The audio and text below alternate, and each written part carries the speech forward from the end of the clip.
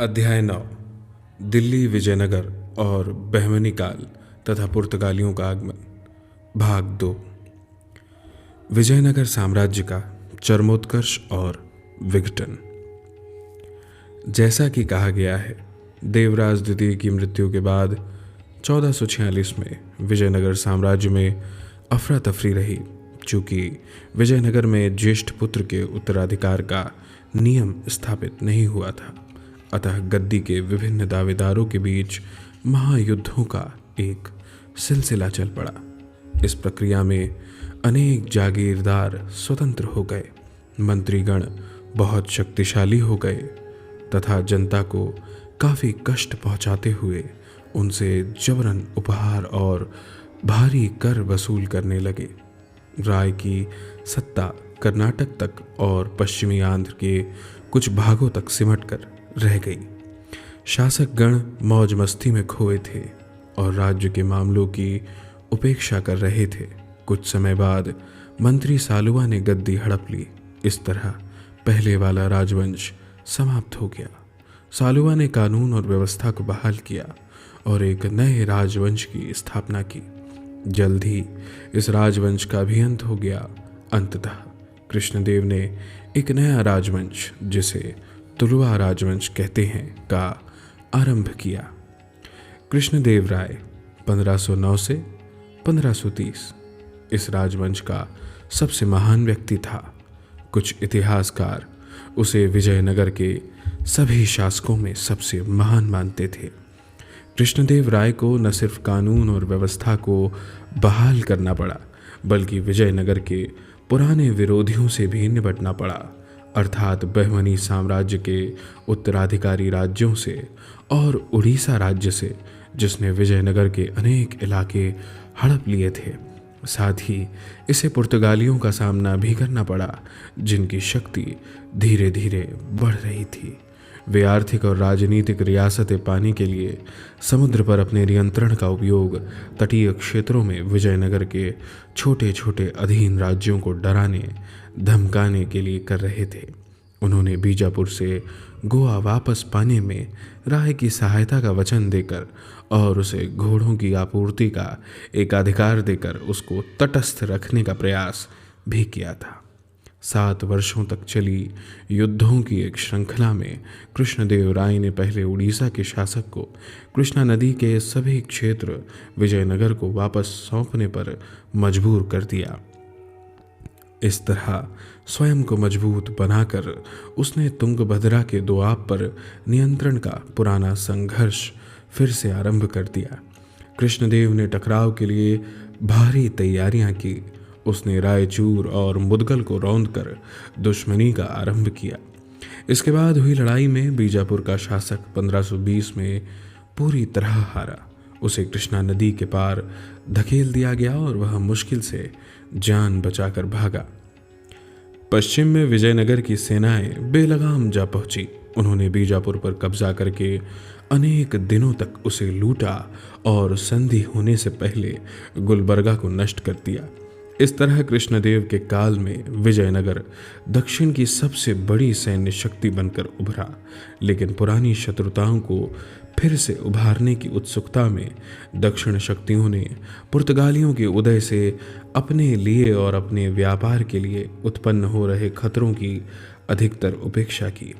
चोल और विजयनगर के कुछ आरंभिक शासकों के विपरीत कृष्णदेव राय ने लगता है नौसेना के विकास पर कम ही ध्यान दिया। इस काल में विजयनगर की दशा का बहुत से विदेशी यात्रियों ने वर्णन किया है। इटली के पेस ने, जिसने कृष्णदेव के दरबार में अनेक वर्ष गुजारे थे, उसके व्यक्तित्व का प्रशंसापूर्ण वर्णन किया। लेकिन वह यह भी कहता है वह एक महान शासक और अत्यंत न्यायप्रिय व्यक्ति है, पर एकाएक क्रोध के दौरों का शिकार हो जाता है। वह अपनी प्रजा का ध्यान रखता था तथा उसके कल्याण के प्रति उसकी फिक्र किस्से कहानियों का विषय बन चुकी है। उसने तुंगभद्रा के दोआब से तमाम नायकों को बाहर करके उसे प्रत्यक्ष प्रशासन में लाकर एक अधिक केंद्रीकृत प्रशासन खड़ा करने का प्रयास किया था। कृष्णदेव एक महान निर्माता भी था। उसने विजयनगर के पास एक नया नगर बसाया और विशाल तालाब खुदवाए जिनका प्रयोग सिंचाई के लिए कभी भी किया जाता था। वह तेलुगु और संस्कृत का विद्वान था। उसकी अनेक रचनाओं में तेलुगु में राज्य व्यवस्था पर एक ग्रंथ और संस्कृत में एक नाटक ही आज उपलब्ध है। उसके शासन में तेलुगु साहित्य का एक नया युग आरंभ हुआ, जब संस्कृत रचनाओं की नकल की जगह स्वतंत्र रचनाओं ने ले ली। उसने तेलुगु, कन्नड़, तमिल कवियों को एक समान संरक्षण दिया।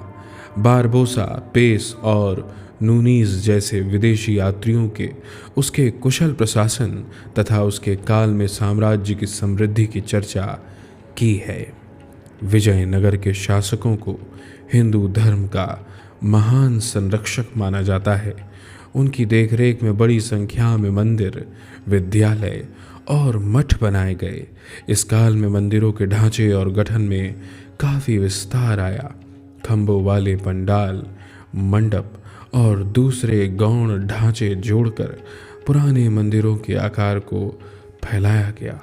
कृष्णदेव के साम्राज्य में जो व्यापक सहिष्णुता पाई जाती थी, उसके बारे में बारबोसा कहता है, राजा इतनी स्वतंत्रता देता है कि चाहे ईसाई हो या यहूदी, हबशी हो या विधर्मी, हर व्यक्ति अपनी इच्छा अनुसार आ जा सकता है, अपने धर्म के अनुसार जीवन व्यतीत कर सकता है। उसे इसके लिए किसी प्रकार की नाराज़गी नहीं झेलनी पड़ती और न उसके बारे में ये जानकारी हासिल करने की कोशिश की जाती है। बारबोसा ने कृष्णदेव राय के साम्राज्य में व्याप्त न्याय और समता के लिए उसकी प्रशंसा भी की है।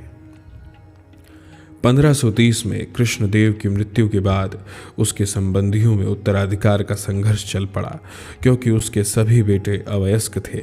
अंततः 1543 में सदाशिवराय गद्दी पर बैठा और 1567 तक उसने शासन किया। लेकिन वास्तविक शक्ति एक त्रिमूर्ति के हाथों में थी, जिसमें अग्रणी व्यक्ति राम राजा था। राम राजा विभिन्न मुस्लिम शक्तियों को एक दूसरे से लड़ाने में सफल रहा।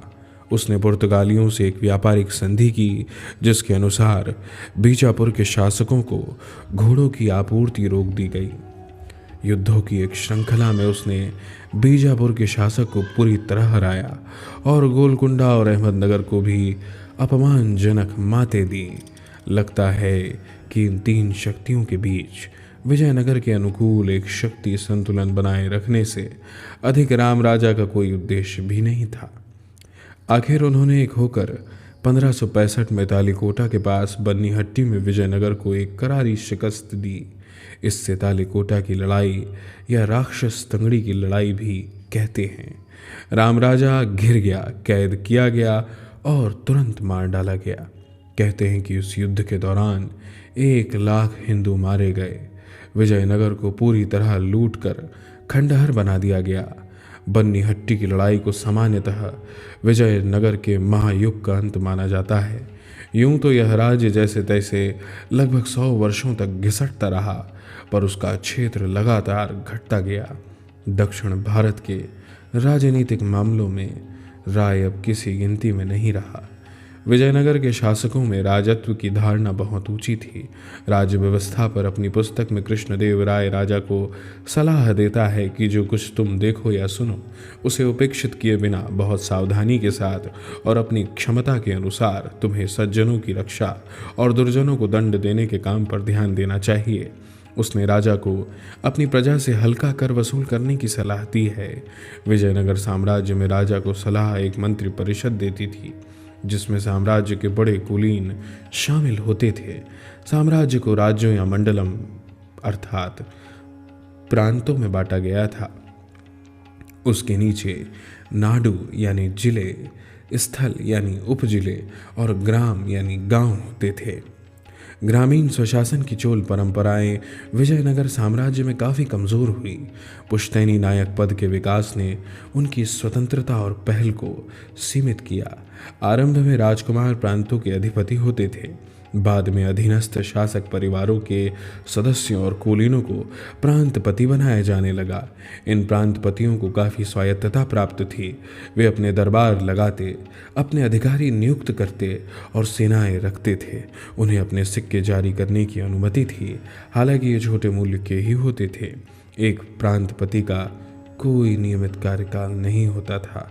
उसका कार्यकाल उसकी योग्यता और शक्ति पर निर्भर होता था। प्रांतपति को नए कर लगाने या पुराने कर समाप्त करने का अधिकार था। हर प्रांतपति केंद्र सरकार को सैनिकों और धन के रूप में एक निश्चित योगदान देता था। अनुमान लगाया गया है जहां साम्राज्य की आय 1,20,00,000 पर आधी थी, वहीं केंद्र सरकार को उसका आधा भाग ही मिलता था। विजयनगर साम्राज्य में ऐसे अनेक क्षेत्र थे जो अधीन शासकों के अंतर्गत थे, अर्थात जो युद्धों में हारे पर उनके राज्य उन्हें वापस कर दिए गए। केंद्र प्रशासित एक बहुत बड़े क्षेत्र में राजा सैन्य सरदारों को निश्चित राजस्व वाले आमरम क्षेत्र देता था। ये सरदार पलैयागर यानी पालेगार या नायक कहलाते थे। उन्हें राज्य की सेवा के लिए निश्चित संख्या में पियादे यानी सैनिक, घोड़े और हाथी रखने पड़ते थे। नायकों या पालेगारों को केंद्रीय कोष में एक निश्चित राशि भी जमा करानी पड़ती थी। ये बहुत शक्तिशाली लोग थे और कभी कभी सरकार के लिए उनको नियंत्रित करना मुश्किल हो जाता था। विजयनगर साम्राज्य की इन अंदरूनी कमजोरियों का भी बन्नीहट्टी के युद्ध में, उसकी हार और बाद में उसके विघटन में हाथ रहा था। उसके बाद अनेक नायक तो स्वतंत्र ही हो गए, जैसे तंजावुर और मदुरई के।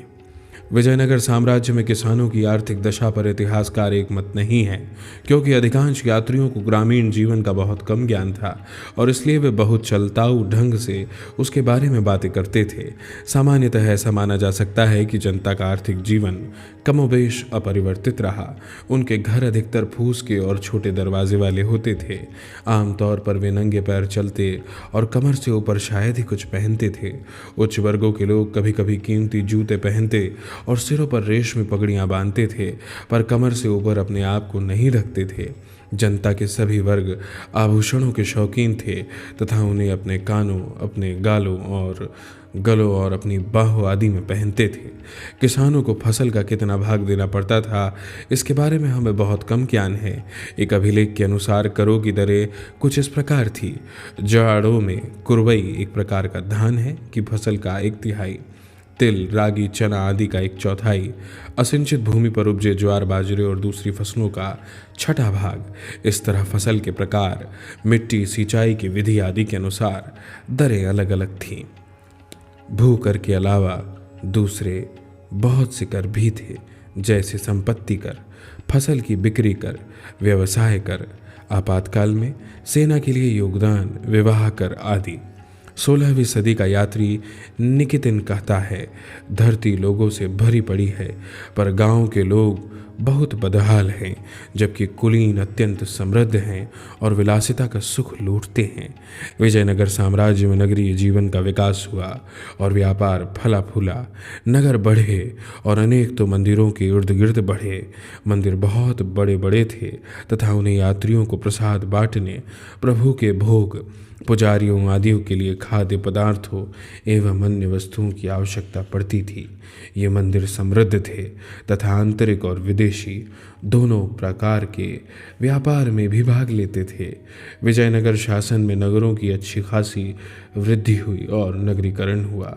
अनेक इतिहासकार इसी अर्थ में विजयनगर साम्राज्य के काल को पुरानी से नई अर्थव्यवस्था में संक्रमण का काल मानते हैं। पुर्तगालियों का आगमन 1498 में वास्को दा गामा 2 जहाज़ लेकर कालीकट में उतरा। उनके चालक गुजराती थे, जिन्होंने अफ्रीकी तट से कालीकट यानी कोझिकोड तक इन जहाज़ों को रास्ता दिखाया था। इसे प्रायः एक नए चरण का आरंभ माना गया है, जब समुद्र का नियंत्रण यूरोप वालों के हाथ में चला गया। भारतीय व्यापार और व्यापारियों को धक्का लगा और अंततः यूरोप वाले भारत और अधिकांश पड़ोसी देशों पर अपना उपनिवेशी शासन और प्रभुत्व स्थापित करने में सफल रहे। लेकिन इस तस्वीर के सही होने के बारे में पश्चिमी और भारतीय विद्वानों दोनों ने गहरी शंका व्यक्त की। खास तौर से द्वितीय विश्व युद्ध के उपरांत और इस भूभाग के देशों पर यूरोपीय राजनीतिक शासन की समाप्ति के बाद यह शंका जोरदार रूप से जाहिर की जा रही है। भारतीय समाज, अर्थव्यवस्था और राजनीति पर पुर्तगालियों के प्रभाव का आकलन करने से पहले हमें उन कारणों की छानबीन करनी चाहिए जो पुर्तगालियों को भारत ले आए। मोटे तौर पर कहें तो पुर्तगाली ऐसे समय में भारत आए जब यूरोप में दलदलों की सुखाई और जंगलों की कटाई, सुधरे हुए हल के प्रचलन और एक अधिक वैज्ञानिक फसल चक्र के कारण मवेशियों की संख्या और मांस की आपूर्ति बढ़ रही थी और यूरोपीय अर्थव्यवस्था तेजी से सुधर रही थी। अर्थव्यवस्था की यह मजबूती नगरों के उदय तथा आंतरिक बाह्य व्यापार दोनों की वृद्धि में प्रतिबिंबित हो रही थी।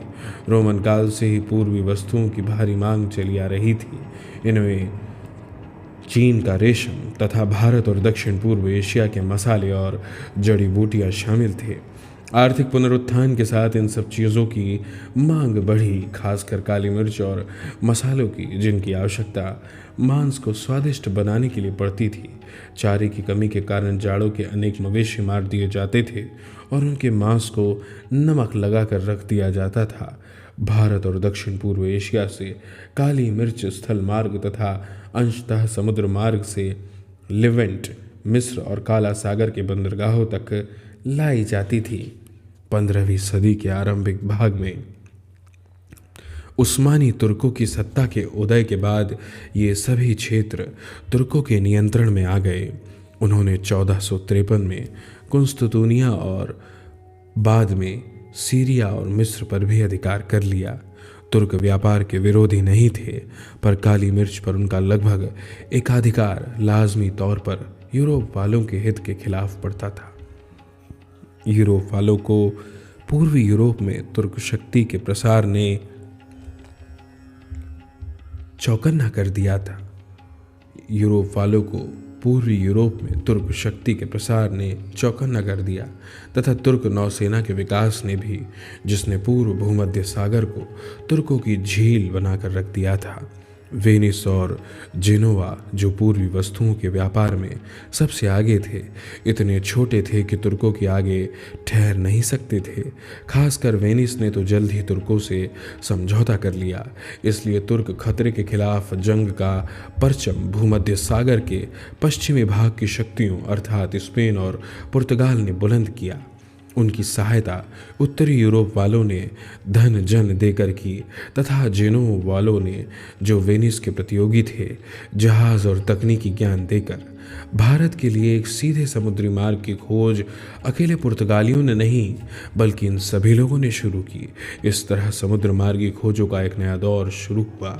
इनमें जेनोवावासी क्रिस्टोफर कोलंबस का अमेरिकी खोज भी शामिल हैं। यह बल्कि पुनर्खोज थी, क्योंकि उससे पहले उत्तर से नार्स यानी नॉर्वेवासी वहां पहुंच चुके थे और बेरिंग जलडबरू मध्य पार करके रेड इंडियन भी। पुर्तगाली शासक दोम हेनरी, जिसे आमतौर पर नाविक हेनरी कहा जाता है, के काम को इसी संदर्भ में देखा जाना चाहिए। 1418 के बाद प्रिंस हेनरी अफ्रीका के पश्चिमी तट की खोज के लिए हर साल 2 या 3 जहाज भेजा करता था और भारत के समुद्र मार्ग की तलाश के लिए भी। उसके 2 उद्देश्य थे। पहला, समृद्ध पूर्वी व्यापार से तुर्कों को और अपने यूरोपीय प्रतियोगियों को बाहर करना, खासकर वेनिस वालों को। दूसरा, अफ्रीका और एशिया के हबशियों को ईसाइयत के दायरे में लाकर तुर्कों और अरबों की बढ़ती ताकत का सामना करना। इन दोनों उद्देश्यों के लिए प्रयास बराबर जारी रहे। वास्तव में वे एक दूसरे को औचित्य प्रदान करते और बल पहुंचाते थे। 1453 में पोप ने इसे एक बुल यानी धर्मादेश जारी करके अपना समर्थन दिया, जिसमें उसने पुर्तगाल को अफ्रीका में स्थित केप के नोर से भारत तक खोजी गई तमाम भूमियों को हमेशा के लिए इस शर्त पर दे दिया कि इन देशों की जनता को ईसाइयत के दायरे में लाया जाएगा। 1488 में बार्थोलोम्यू दियाज ने केप ऑफ गुड होप का चक्कर लगाया तथा यूरोप और भारत के बीच सीधे व्यापार संबंध का आधार डाला। ऐसी लंबी समुद्री यात्राएं अनेक उल्लेखनीय आविष्कारों के कारण संभव हुई, मुख्यतः कंपस और एस्ट्रोलैब के कारण, जिसका प्रयोग यात्रा के दौरान आकाशीय पिंडों की ऊंचाई जानने के लिए किया जाता था। इनमें से कोई भी यूरोपीय आविष्कार नहीं था। नाविकों का कंपस, दिशा सूचक यंत्र, चीनियों को अनेक सदी पहले से ज्ञात था, पर इसका अधिक उपयोग नहीं किया गया था। लेकिन अरब, भारतीय और दूसरे लोग एस्ट्रोलैब का व्यापक उपयोग कर रहे थे। यह एक यूनानी आविष्कार था, पर अरबों ने इसमें भारी सुधार किया। यूरोपीय जहाज़ उन दिनों एशियाई समुद्रों में चल रहे जहाज़ों जैसे चीनी जंक से श्रेष्ठ नहीं थे। यूरोप वालों का साहस और उद्यम की भावना निश्चित ही नई बात थी। इस भावना को 13वीं सदी से ही व्यापार और वाणिज्य के पुनरुत्थान और उद्यम से जोड़ा गया, जिसके कारण यूरोपीय राज्यों के बीच तीखी शत्रुता पैदा हुई। उतनी ही महत्वपूर्ण वह नई बौद्धिक उथल पुथल थी जिसे पुनर्जागरण कहते हैं। पुनर्जागरण धर्म ग्रंथों या चर्च को बुद्धिमत्ता का आधार बनाने के बजाय स्वतंत्र अन्वेषण की भावना का सूचक था।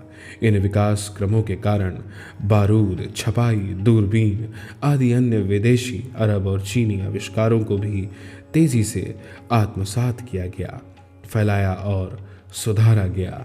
धातु कर्म के विकास के कारण बेहतर किस्म की बंदूकें बनने लगी।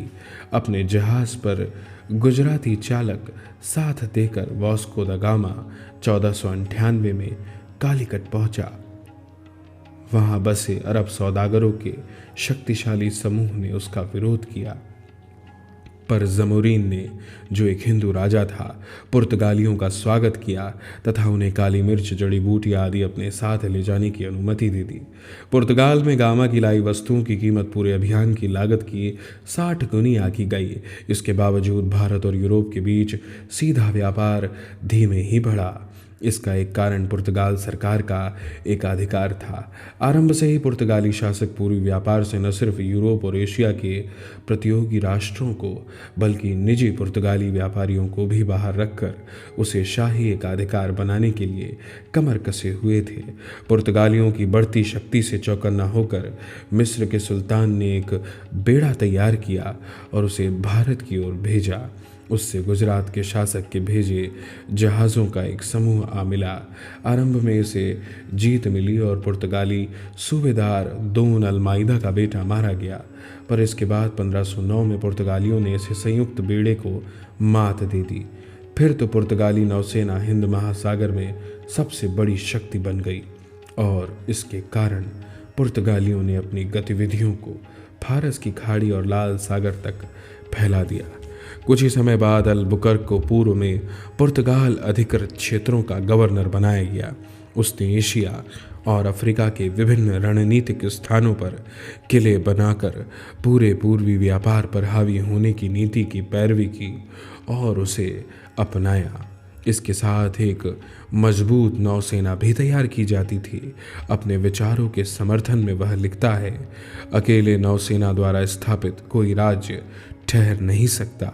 उसका तर्क था कि किलों के न होने पर ना तो वे यानी शासकगण आपके साथ व्यापार करेंगे और न आपके साथ मित्रतापूर्ण संबंध रखेंगे। 1510 में बीजापुर से गोवा को छीनकर अलबुकर्क ने अपनी नई नीति का आरंभ किया। गोवा द्वीप एक उत्तम प्राकृतिक बंदरगाह और किला था। उसकी स्थिति रणनीतिक थी और वहां से पुर्तगाली मालाबार के व्यापार को नियंत्रित कर सकते थे या दक्कनी शासकों पर नज़र रख सकते थे। वह गुजरात के बंदरगाहों से इतना निकट तो था ही कि पुर्तगाली वहां अपनी मौजूदगी का एहसास करा सके। इस तरह गोवा पूरब में पुर्तगालियों के व्यापारिक और राजनीतिक कार्यकलाप के प्रमुख केंद्र के रूप में उपयुक्त था। पुर्तगालियों ने गोवा के सामने मुख्य भूभाग पर भी अपना अधिकार जमाया। बीजापुर के दंदा, राजौरी और दाभोल बंदरगाहों की नाकाबंदी करके उनको तबाह किया और इस तरह बीजापुर के समुद्री व्यापार को ठप कर दिया।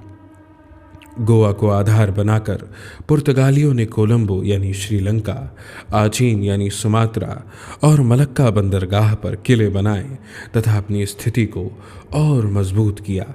मलक्का तो मलाया प्रायद्वीप की तंग समुद्री पट्टी में आने जाने पर नियंत्रण रखता था। पुर्तगालियों ने लाल सागर के मुहाने पर सोकोत्रा द्वीप में एक अड्डा भी बनाया, किंतु वे अदन पर कब्जा करने में नाकाम रहे और लाल सागर उनके नियंत्रण से बाहर रहा। पर उन्होंने फारस की खाड़ी में प्रवेश को नियंत्रित करने वाले होर्मुज के शासक को मजबूर करके वहां एक किला बनाने की अनुमति ले ली। पुर्तगालियों की सफलता वास्तविकता से अधिक दिखावटी थी।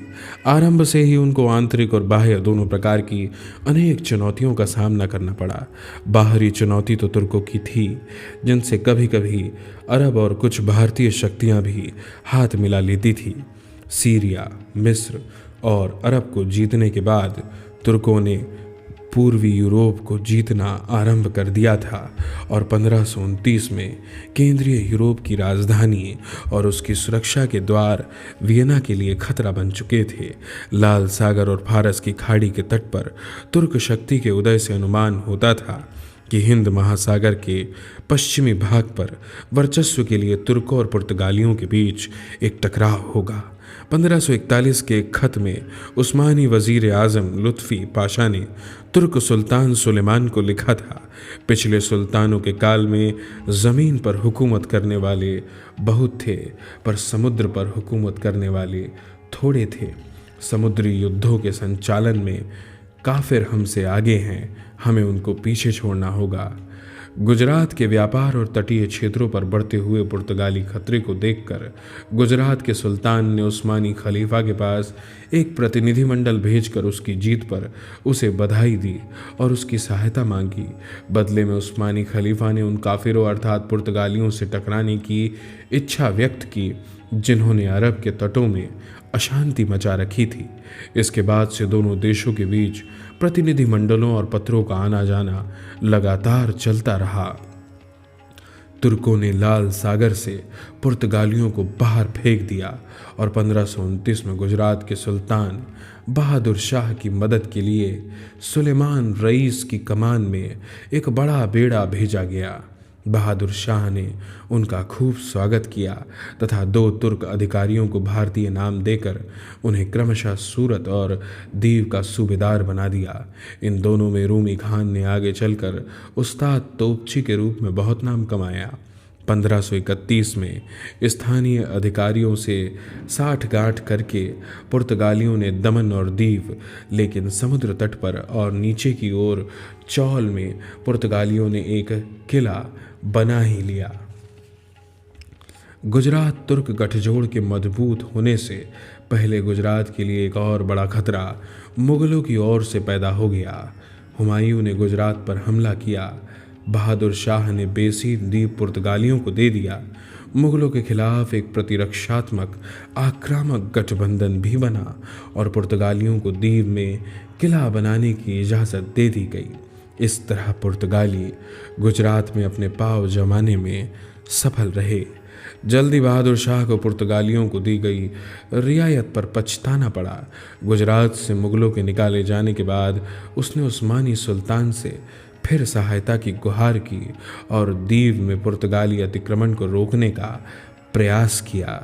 जब बहादुर शाह और पुर्तगालियों के बीच समझौते के लिए वार्ता चल रही थी, उस समय बहादुर शाह दीव के किले के गवर्नर के एक जहाज़ पर था।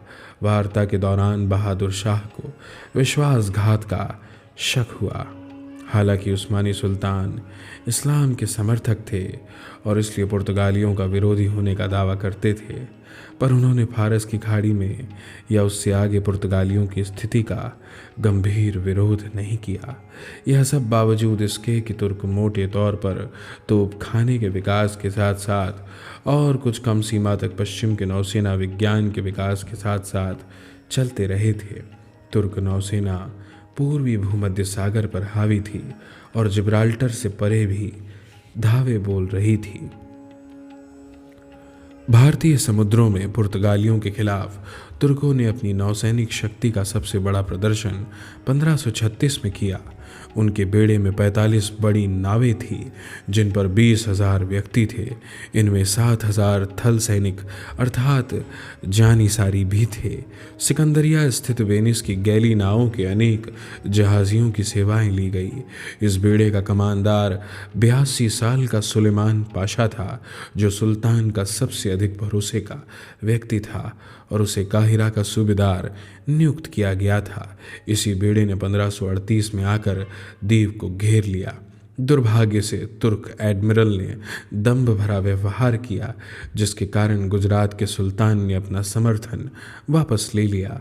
2 माह की घेराबंदी के बाद तुर्क बेड़ा यह खबर पाकर पीछे हट गया कि द्वीप को घेरे से निकालने के लिए एक विशाल पुर्तगाली बेड़ा आ रहा है। पुर्तगालियों के लिए आगे भी 2 दशकों तक तुर्कों का खतरा बना रहा। 1551 में पेरी रईस ने मस्कट और होर्मुज के पुर्तगाली किलों पर हमला किया। उसकी सहायता कालीकट का जमोरीन कर रहा था। इस बीच दमन के शासक से दमन छीनकर पुर्तगालियों ने अपनी स्थिति मजबूत बना ली थी। आखिरी उस्मानी अभियान 1554 में अली रईस के नेतृत्व में भेजा गया। इन अभियानों की असफलता के कारण अंततः तुर्कों का रवैया बदल गया। 1566 में पुर्तगालियों और उस्मानियों ने अरब सागर में न टकराकर मसालों और पूर्वी व्यापार में हिस्सेदारी का समझौता किया। उस्मानी फिर एक बार यूरोप पर ध्यान देने लगे। इसी कारण पुर्तगालियों के खिलाफ उभरती हुई मुगल शक्ति से उनके गठबंधन की संभावना ही नहीं रही। भारतीय व्यापार, समाज और राजनीति पर पुर्तगाली प्रभाव। आरंभ से ही पुर्तगाली हिंद महासागर के विशाल क्षेत्र की पर्याप्त निगरानी नहीं कर सके और ना ही वहाँ व्यापार और व्यापारियों को नियंत्रित कर सके। उन्होंने केवल यह करने का प्रयास किया कि कुछ वस्तुओं पर अपना एकाधिकार बना सके और कुछ पर कर वसूल करें। इस प्रकार काली मिर्च, हथियारों, गोला बारूद और जंगी घोड़ों के व्यापार पर शाही एकाधिकार घोषित कर दिया गया। इन वस्तुओं का व्यापार करने की इजाज़त किसी भी राष्ट्र को नहीं थी, गैर सरकारी पुर्तगाली व्यापारियों को भी नहीं। दूसरी वस्तुओं के व्यापार में लगे जहाज़ों को पुर्तगाली अधिकारियों से परमिट लेना पड़ता था। पुर्तगालियों ने पूर्वी अफ्रीका की ओर जाने वाले तमाम जहाज़ों को मजबूर करने की कोशिश की वे गोवा होकर जाएं और वहां सीमा शुल्क अदा करें।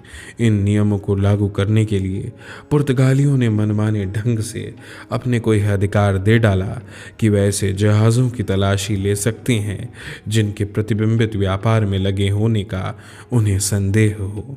तलाशी देने से मना करने वाले जहाज़ को लूट का माल समझकर उसे डुबोया या पकड़ा जा सकता था और उस पर मौजूद स्त्री पुरुषों को गुलाम बनाया जा सकता था। इसके कारण बहुत से टकराव हुए। पुर्तगालियों को जल्द ही पता चल गया कि एशियाई समुद्रों में मुक्त व्यापार की प्रथा और परंपरा से एकदम उल्टे तौर तरीके अपनाने से उनको समुद्र में जितना लाभ मिल रहा था, स्थल पर उससे अधिक की हानि हो रही थी। यह सच है कि अनेक अरब और भारतीय जहाज़ तोपें लेकर चलने लगे, पर यह अधिकतर उन समुद्री लुटेरों से सुरक्षा के लिए थे जो मालाबार और अरब के तट पर छाए हुए थे।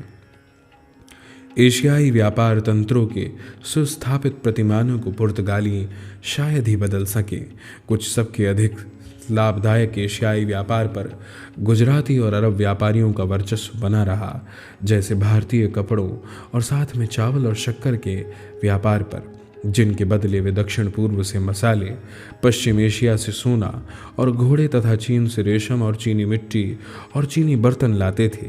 आरंभ में कुछ दशकों को छोड़ दें तो पुर्तगाली यूरोप जाने वाली काली मिर्च और मसालों के व्यापार पर भी एकाधिकार नहीं कर सके। 16वीं सदी के अंत तक स्थल मार्ग और लाल सागर दोनों के रास्ते, लेवेंट और मिस्र के बाजारों में काली मिर्च की आपूर्ति पहले जितनी ही बनी रही। कारण यह भी था कि एशिया के महान मुगल और सफ़ी साम्राज्य स्थलीय व्यापार को प्रोत्साहन और सुरक्षा देते रहे, और यह भी कि गुजराती सुमात्रा में स्थित आचीन से लेकर लक्षद्वीप और लाल सागर के रास्ते मिस्र तक एक नया आपूर्ति मार्ग बनाने में सफल रहे। जहां पुर्तगाली नौसेना कार्यरत नहीं हो पा रही थी, न ही पुर्तगाली गोवा को एशियाई व्यापार के ऐसे प्रमुख केंद्र के रूप में विकसित कर सके जो गुजरात में खंबायत को और आगे चलकर सूरत को पीछे छोड़ गए। लेकिन उन्होंने मालाबार के व्यापार पर प्रतिकूल प्रभाव अवश्य डाला और बंगाल के समुद्री व्यापार पर भी, जिस पर वे चटगांव से धावे बोलते थे। पुर्तगालियों ने भारत का जापान के साथ व्यापार अवश्य आरंभ किया, जहां से तांबा और चांदी प्राप्त होते थे। उन्होंने फिलीपीन से भारत का व्यापार भी शुरू किया। फिलीपीन से पुर्तगाली भारतीय कपड़े लेकर दक्षिण अमेरिका जाते थे और वहां से बदले में चांदी लाते थे। इस प्रकार उन्होंने दिखा दिया कि भारत जैसे सुविकसित देश में व्यापार को बाधित करने के लिए तथा नए व्यापार मार्ग खोलने के लिए भी नौसेना का प्रयोग कैसे किया जा सकता था। पुनर्जागरण काल के बाद यूरोप में विकसित विज्ञान और प्रौद्योगिकी को भारत लाने के लिए पुर्तगाली एक माध्यम का काम भी नहीं कर सके। अंशतः इसका कारण यह था कि स्वयं पुर्तगालियों पर पुनर्जागरण का उतना प्रभाव नहीं पड़ा था जितना इटली या उत्तर यूरोप पर पड़ा था। बाद में जेसुइटों के नेतृत्व में कैथोलिक धार्मिक प्रतिक्रिया को आगे बढ़ाने के बाद पुर्तगालियों ने तो पुनर्जागरण की ओर से मुंह मोड़ लिया, लेकिन उन्होंने मध्य अमेरिका से अनेक खेतीहर पैदावारों को भारत तक स्थानांतरित अवश्य किया, जैसे आलू, तंबाकू, मकई, मटर आदि। ये फसलें धीरे धीरे ही फैली। पुर्तगाली प्रभाव के कारण भारत में यूरोपीय तर्ज के जहाज निर्माण, सुधरी किस्म की तोपों और चश्मे जैसी वस्तुओं का प्रयोग शुरू हुआ, पर पुस्तकों की छपाई, दीवार घड़ी जैसे पश्चिमी आविष्कारों का प्रसार नहीं हुआ। 1565 में बन्नीहट्टी में विजयनगर की पराजय ने दक्कनी राज्यों को इसके लिए हौसला दिया कि वे दक्कन के समुद्री तट से पुर्तगालियों को भगाने के लिए मिलकर प्रयास करें।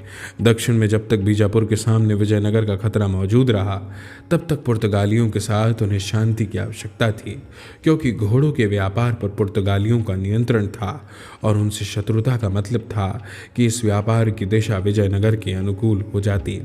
1570 में बीजापुर के सुल्तान अली आदिल शाह ने अहमदनगर के सुल्तान से एक समझौता किया। कालीकट के जमोरीन को भी इस गठजोड़ में खींच लिया। इन सहयोगियों ने अपने इलाकों में पुर्तगाली ठिकानों पर हमले का फैसला किया। गोवा पर हमले का नेतृत्व स्वयं आदिल शाह ने किया, जबकि निज़ाम शाह ने चोल पर कब्जा कर लिया। लेकिन नौसेना की पुष्ट पनाही पाने वाली पुर्तगाली प्रतिरक्षा एक बार फिर कुछ अधिक शक्तिशाली निकली। इस तरह पुर्तगाली भारतीय समुद्र और दक्कनी समुद्र तट के मालिक बने रहे।